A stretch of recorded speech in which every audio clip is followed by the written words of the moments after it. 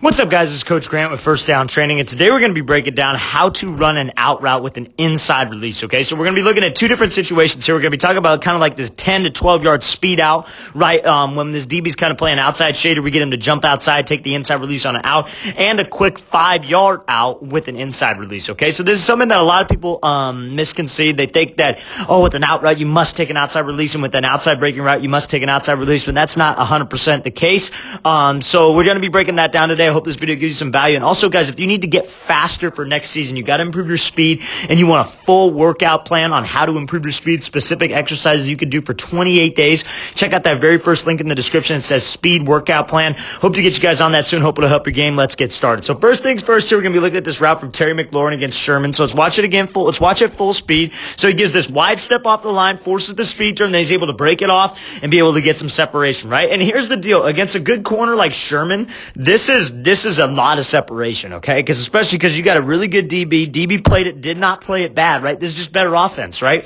And that's why I love this play, because it really shows how an offensive player, if we do everything correctly and we do my job, that the defense cannot really react. They're forced to lose on this play, right? So let's watch the thing again. Let's break this thing down. So he gives him this wide step off the line, right? And you see how this wide step steps outside of Sherman's frame. So that's number one to this, right? Because when you step wide, you step outside of his frame, you get him to move off that platform. That's what threatens him to the outside, right? If you take this little wide step, you do almost kind of just a weak little jab release, and you stay inside the DB's frame, it's not going to force him to move, right? You want to be able to step outside of his frame. You want to threaten him vertically.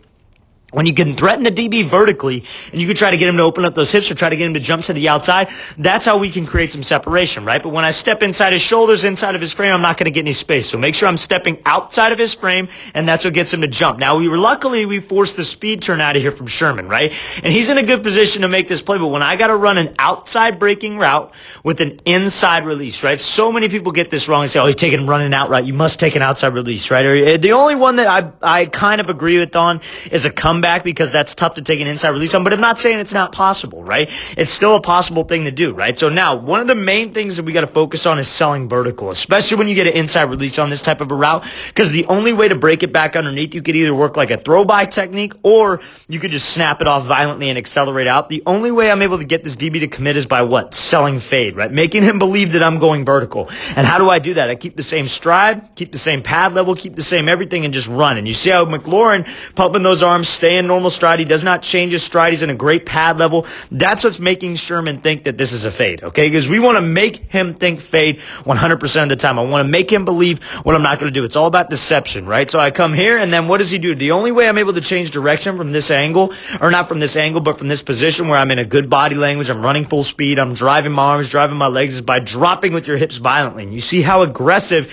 he drops. So the key to running an out route with an inside release is being able to sell vertical and cut on a dime, right? Because now if this is a little bit closer, and let's say Sherman has hands, what's something you're going to be doing? You're going to be working a throw by, but at the same time, you still got to be able to drop this thing off and pop it off and snap down on a dime, right? So that's the whole goal. I got to be able to decelerate quickly and be able to decelerate with some explosion from my hips. And you see that's exactly what he does. He drops those hips. He's aggressive with those hips, gets into this low explosive position, because that's what's going to create energy out. Because you see how Sherman, he plays this thing all right. Sherman breaks down pretty decent on this too, so he's going to speed turn. But I want to make sure that I use the explosion from that first drop. I use the drop with my hips to put me in that explosive position so it can shoot me out. I can accelerate. And even with perfect DB technique, I still win this race back to the ball. I'm still pumping my arms. I'm still winning this route because the ball was out on time. I did a great job accelerating out of the break. I got enough separation at the top of the route. That's a great route by Terry McLaurin, and good defense by Sherman. It's not like Sherman played this bad. That's really all Sherman could do in this case.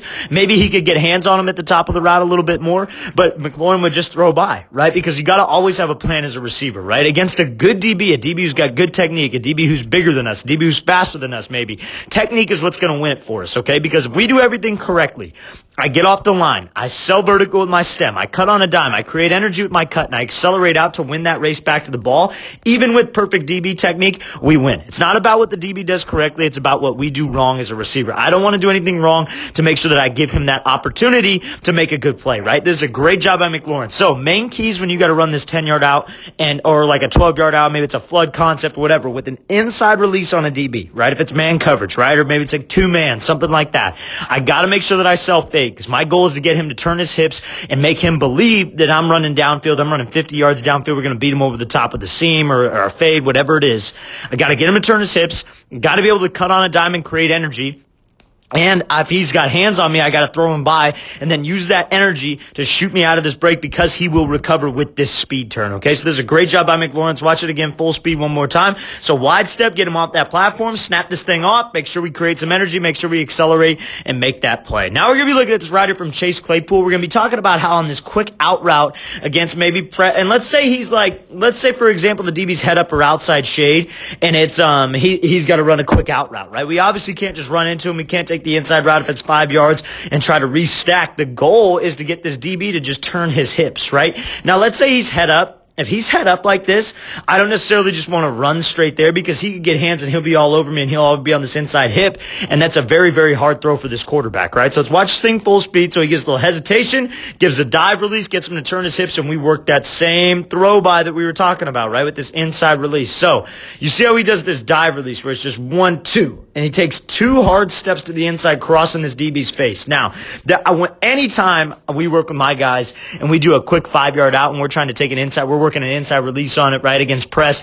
I always work this release because I love this release, because we're trying to threaten him with a drag or with a slant, right? And so that's what a DB does not want to cover when he's in man coverage, right? If he's head up playing man on you, he's trying to get physical, whatever it is, he does not want to chase you 53 yards across the field and trying to play man coverage, trying to catch up to you and trying to make a play on this ball when you clearly got speed over the middle. Or you could break it off and run a whip. You could break it off and run back to the corner, whatever it is. He does not know if he lets you cross his face. So what I want to do is I want to threaten him with that. I want to commit my shoulders. I want to commit my hips. I want my eyes to be there. I want to be in the same speed, the same stride, much like the route that we just covered with McLaurin, where he's running full speed. He's committing to the fade. In this case, we're just committing to the drag. We want to make him believe it. It's all about deception, like I said. So I commit my shoulders, commit my hips, and now we get that DB to turn his hips. And what am I going to do? I'm going to swat him by. I'm going to throw him by right here, get him off of me because he committed those hips. I swat that shoulder by. Now what do I have to do, right? I create energy with the cut, much like that out route that we were talking about. I continue to drive my arms, pump my arms, and run back to that sideline and win that race. It's not enough just to get some separation. Let's win this race back to the ball.